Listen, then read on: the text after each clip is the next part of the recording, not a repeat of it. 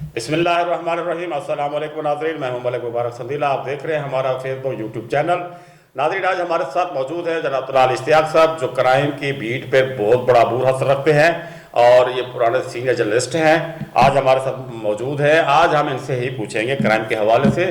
تو طلال صاحب، ہم یہ پوچھنا چاہ رہے تھے، ہمارے ناظرین جو پوچھنا چاہ رہے تھے، کیونکہ ناظرین ہم آج کل جو مسائل جا رہے ہیں، ایک تو مہنگائی کا حوالہ جو ہے سو ہے، لیکن اس کے ساتھ جو وارداتیں بڑھ گئی ہیں، جو خاص کر لاہور سمیت پورے پنجاب میں، لاہور میں ڈیلی کے حساب سے جو ہمارے ذرائع بتاتے ہیں کہ 1000 سے زائد درخواستیں تھانوں پہ جاتی ہیں، جن میں قتل، اقدام قتل، رہزنی، ڈکیتی اور چوری، مختلف جو وارداتیں ہو رہی ہیں روزانہ کی بنیاد پر۔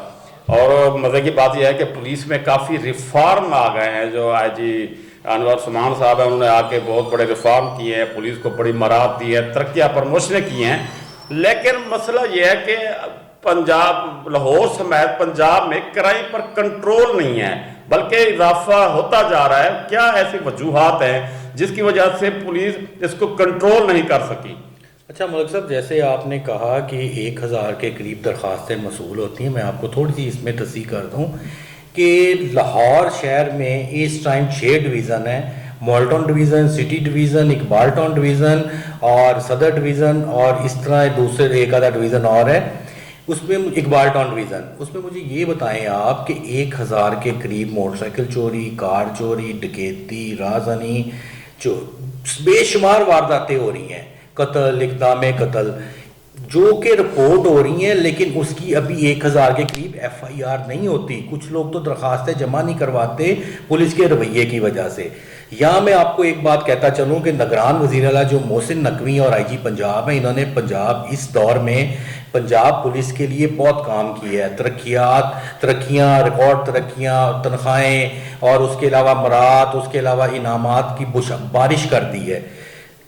کچھ عرصہ پہلے محسن نقوی صاحب نے ایک وزٹ کیا تھا تھانے مزنگ کا، تو انہوں نے وہاں خود اب پایا لوگوں کو ایف آئی آر درج کرانے کے لیے رشوت مانگ رہے ہیں کانسٹیبلز، تھانے کی جو گندگی، صورتحال، تھانہ کلچر کو ایک دفعہ ایکسپوز کر دیا تھا اس دورے میں انہوں نے۔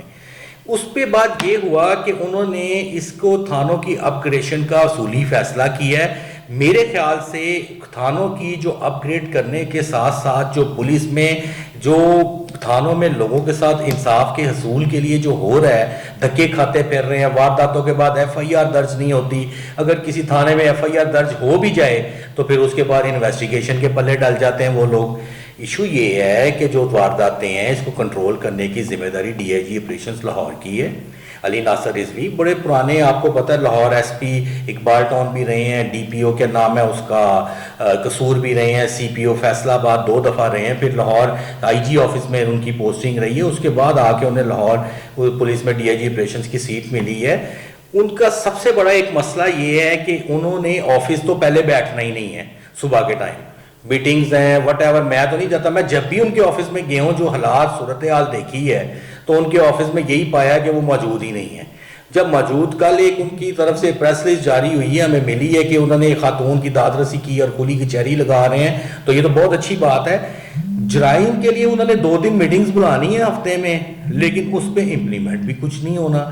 آپ دیکھیں صدر ڈویژن اس ٹائم جو اس کا ہاٹ ہے موٹر سائیکل چوری میں، مالٹن ڈویژن، کانا ڈویژن میں پچھلے دنوں ایک کانا تھا پولیس اسٹیشن میں ایک قتل ہوا ہے، کیا نام ہے، سیکیورٹی گارڈ، اس پہ ڈی آئی جی آپریشن خود بھی گئے۔ یہ وارداتیں جو بڑھتی ہوئی ہے بہت المیہ ہیں، اس کے لیے آئی جی پنجاب کو اور وزیر اعلیٰ محسن نقوی کو اس کے بڑا اسٹرکٹلی ایکشن لیتے ہوئے اس پہ کوئی ایسا ٹھوس عمل کرنا چاہیے کہ کھانے کی جس طرح اپگریشن وہ کر رہے ہیں، اپ گریڈ کھانے کرنے کے ساتھ اس میں سزا اور جزا کا بھی ایک ایسا سسٹم لائیں کہ کسی کی داد رسی نہ ہو تو اس کو بھی ایسی سزا ملے کہ دوسرا دیکھنے والا کہے کہ میں نے انصاف کا ضرور عام عوام کے لیے نافذ طلال صاحب، یہ بات آپ کی بالکل ٹھیک ہے، لیکن یہ فوٹو سیشن والا کام تو ویسے بند ہونا چاہیے، کیونکہ فوٹو سیشن کے اوپر اعلیٰ افسران کو تو خوش کر جاتا ہے، حقیقت اس کے برعکس ہوتی ہے۔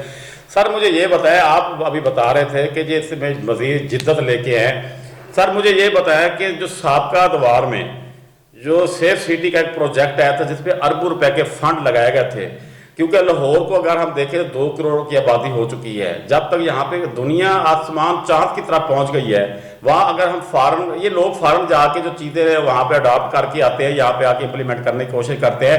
اربوں روپے کا فنڈ بجٹ مختص ہوا سیف سٹی پہ. آپ مجھے ہمارے جو ذرائع بتاتے ہیں سیف سٹی مکمل طور پر بند ہو گئے ہیں, ڈکیتیاں تو ہوں گی پھر.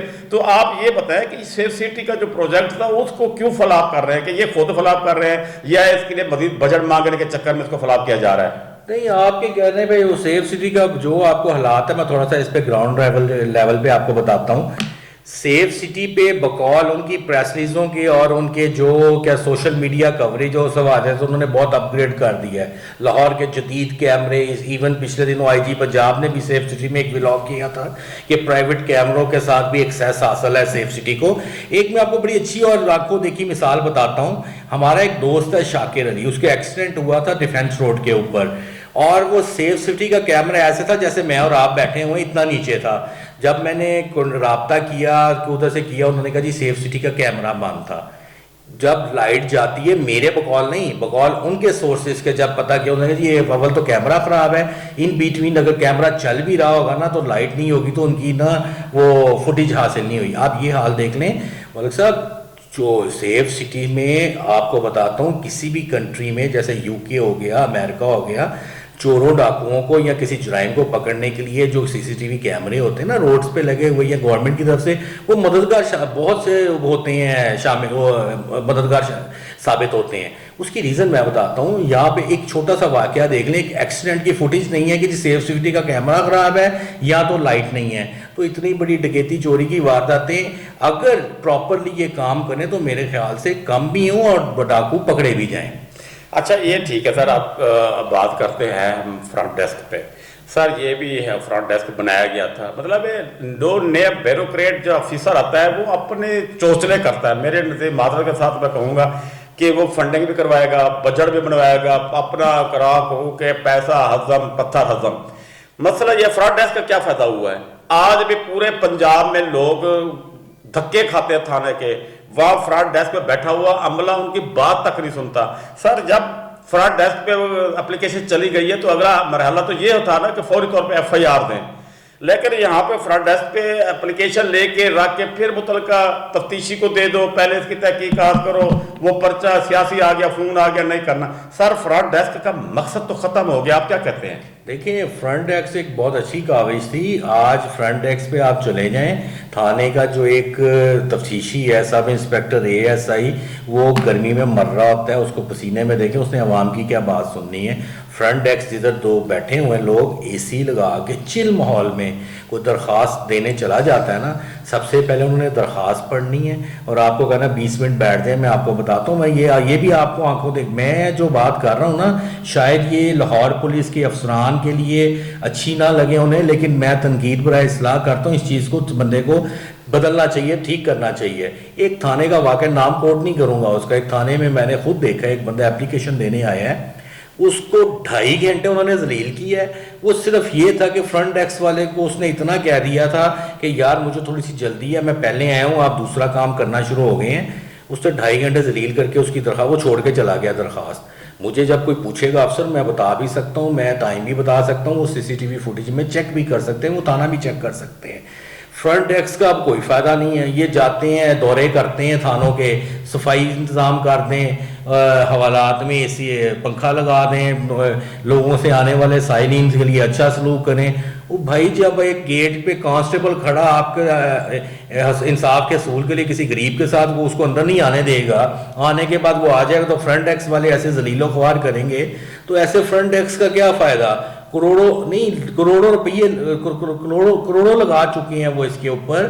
یہ جب اے سی لگے ہوئے ہیں, اچھی ماحول ملا ہوا ہے, اچھے کمپیوٹر ہے. ایک تھانہ ایسا ہے, بڑی اچھی مثال ہے, یہ بھی سن لیں آپ. یہ ایک تھانہ ایسا ہے کہ آپ ادھر چلے جائیں, پرنٹ اندر دیتا ہے درخواست کا اور وہ باہر 10 روپے لیتا ہے. تھانے آ کے دکاندار کے ساتھ ٹھیکہ کیا ہوا ہے, وہ تھانے 10 روپے لیتا ہے اور درخواست کو آپ کی دیتا ہے. اگر 10 روپے نہیں دیتے اس کو خوار کرتے چل بھاگ جائیں, یہاں پہ نہیں. یہ بھی اگر مجھے کوئی پوچھے میں تھانہ بھی بتا سکتا ہوں, پکڑوا بھی سکتا ہوں. یہ آپ نے فرنٹ ڈیسک کا حال سن لی ہے.